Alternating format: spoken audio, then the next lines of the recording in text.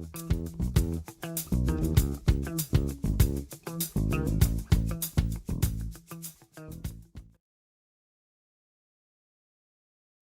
take a breath together.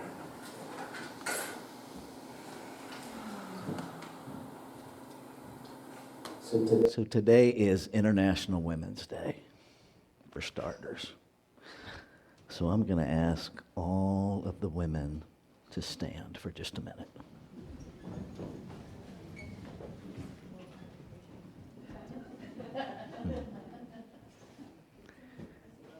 Thank you. Thank you. Even if there were twice as many of us as them, we're still outnumbered, brother.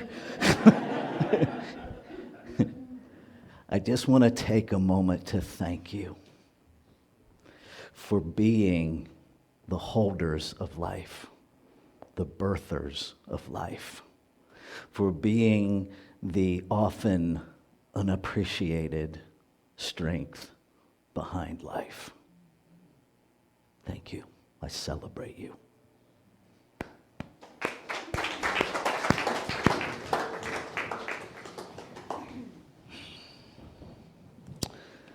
So this morning, our topic is celebrating our legacy, continuing in this monthly theme of honoring the divine feminine. And so before I get to the roots of New Thought, I want to talk about the divine feminine roots of this community. Because I did a little research, and some of you are probably still familiar with the name Margie Kopp. And Margie Kopp is the divine feminine source out of which we were birthed in this community in Nevada City, in Grass Valley. And my understanding is that she was a pretty amazing force, and that she dedicated her life to sharing these teachings, starting with a teaching, what we now call a teaching chapter, which was then called a discussion group. And out of that grew that moment of, we want to be an organization, we don't, that happens in New Thought. And out of that came this community beginning to gather at the theater in Nevada City, and then Seaman's Lodge, and then the Grange, and now here. So how many of you, if you would stand, were actually studied with Margie Kopp? Anybody? Ha ha. This is our legacy continuing to anchor us. Thank you. It's good to know our history. It's weird to me that we call it history when so much of it is her story, but we do that. And if my feminism annoys you, you're welcome.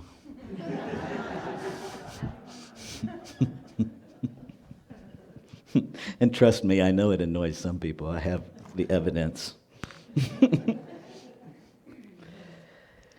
So New Thought is one of the few religious, spiritual orders that actually started in women. That they are the founders. And even though it's interesting because the men get the credit, surprise, surprise, but it ain't necessarily so. And in our own movement, and where I'm going to focus on today, is Emma Curtis Hopkins. And Emma Curtis Hopkins goes back before science, before what we understand as science of mind, to Christian Science. And there's lots of stories about whatever happened between she and Mary Baker Eddy. And I would suggest to all of us, including myself, that we weren't there. So we really don't know what happened. They know, and they're not here to tell us. So perhaps it was two individual strong, brilliant women simply taking their own paths to express more of creation as themselves, perhaps. And perhaps there doesn't have to be any nasty story or any vilifying of anybody. Perhaps. But what I know about science of mind, religious science, our organization, is that what Emma Curtis Hopkins brought to us was the mystical aspect. That Ernest Holmes was a great, voracious assimilator of other people's writings and other people's experience. And what Emma Curtis Hopkins introduced him to was an experience of his own divinity. Because that's what exists beyond somebody else's teaching. That's what exists beyond, don't get me wrong, study is one of our pillars. It's necessary and it's limited.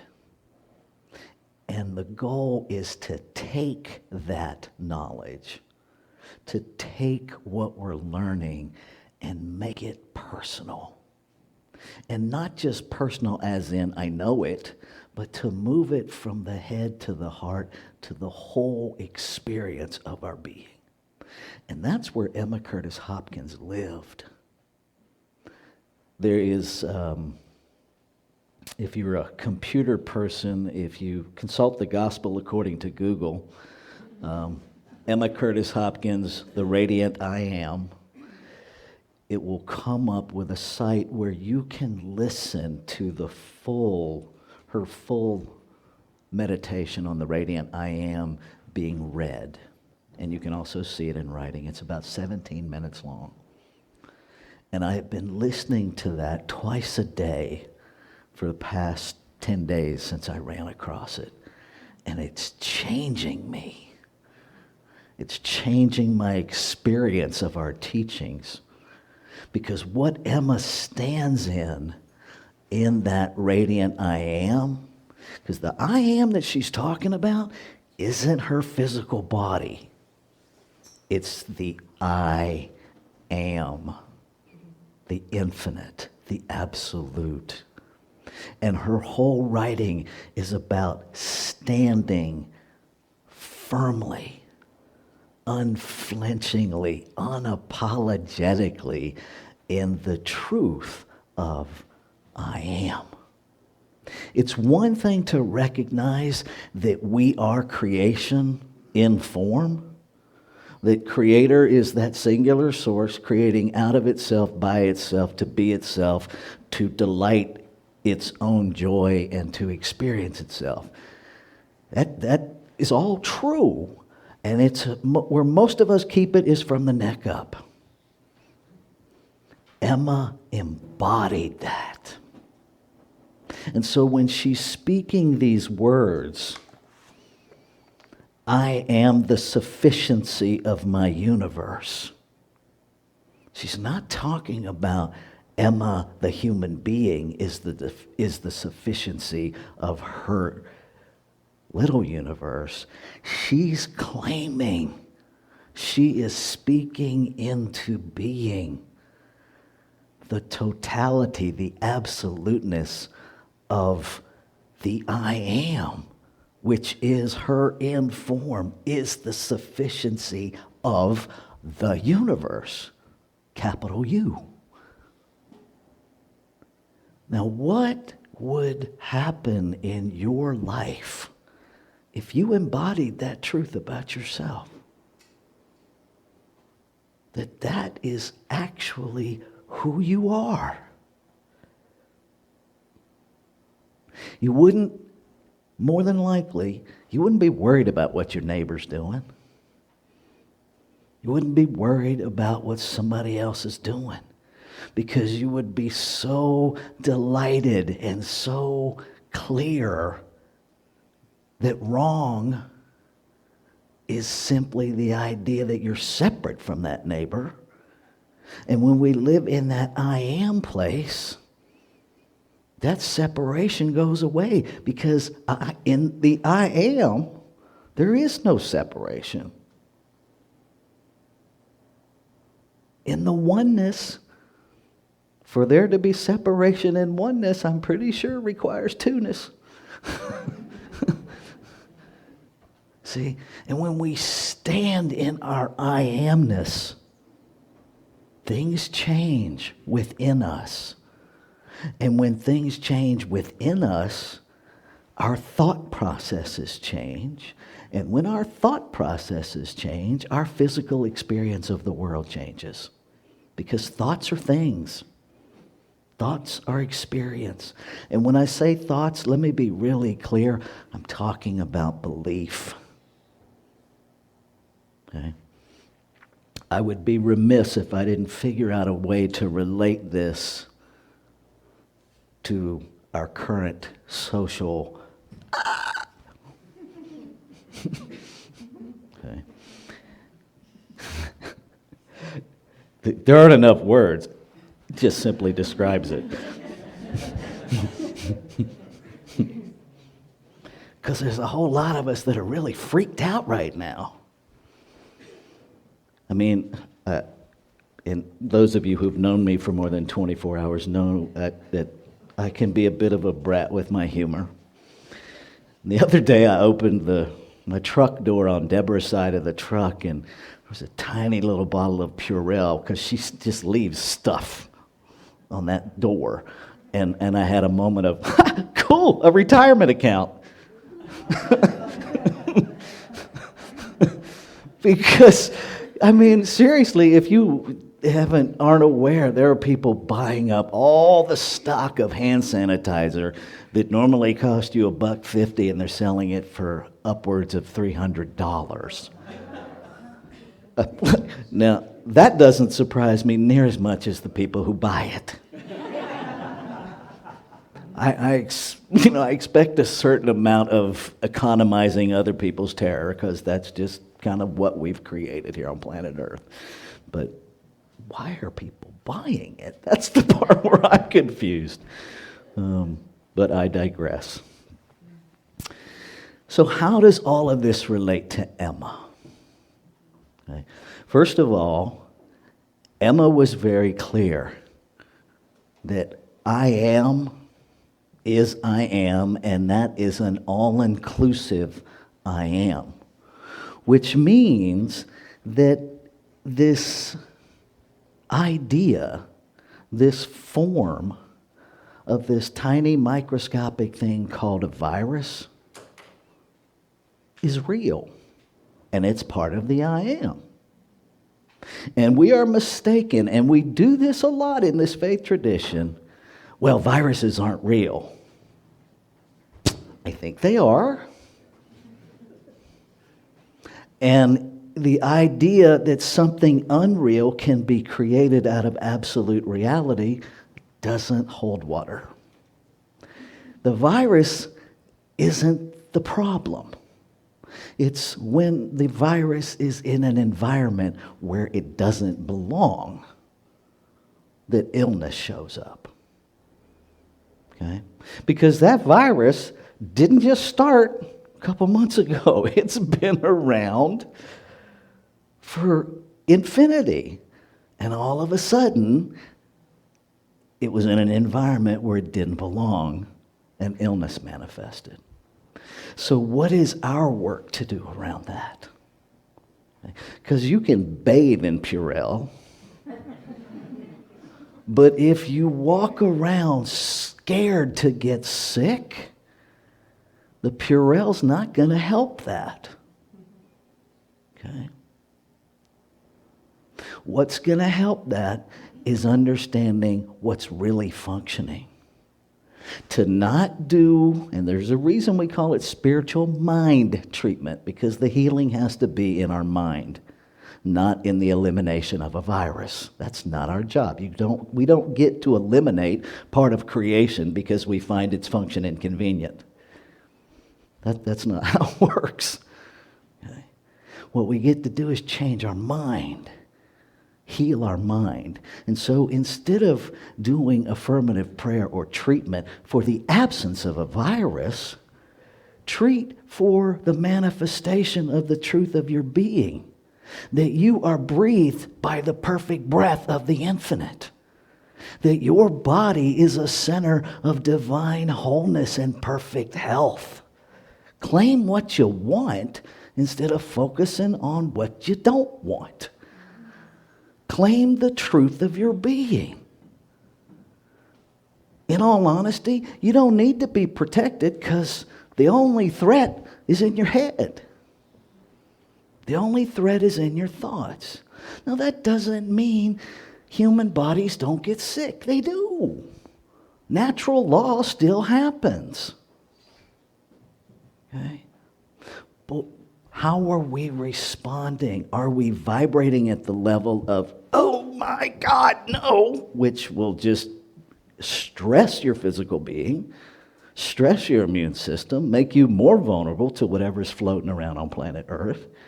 Or are you living these teachings?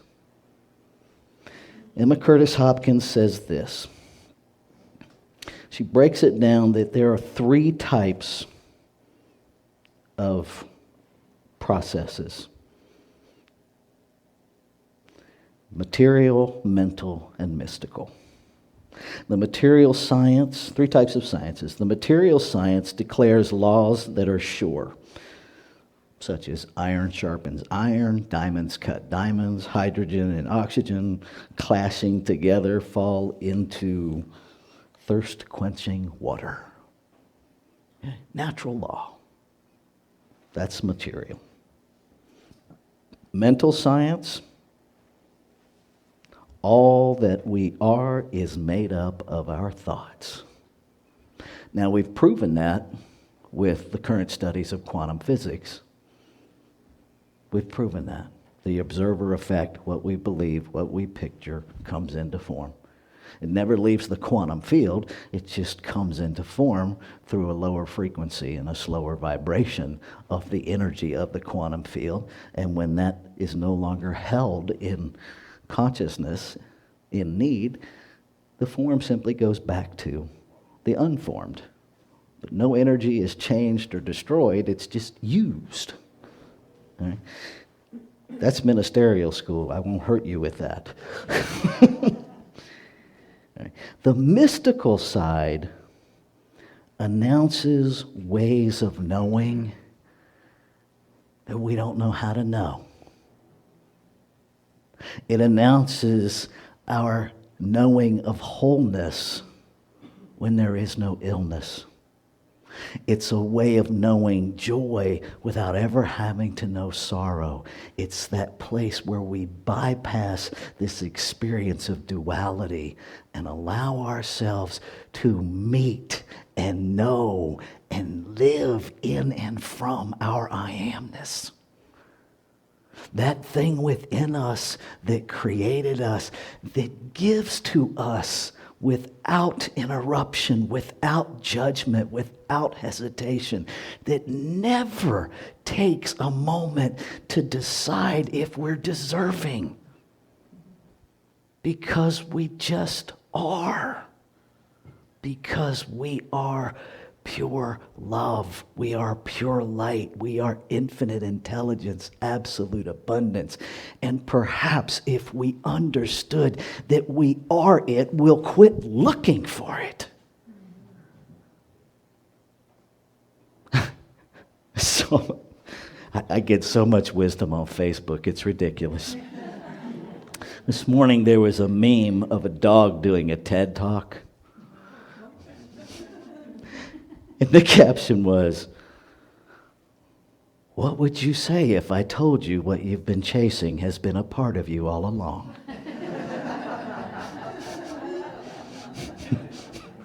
Right? I was just like, oh my God. Yeah. So this stuff that we're looking for, we're already it. There's no place to look. There's, this idea that God's going to do something for you. Where is that God? Outside of you? Because that's where that idea is. There's something outside of you that's going to save you from what? Your own magnificence?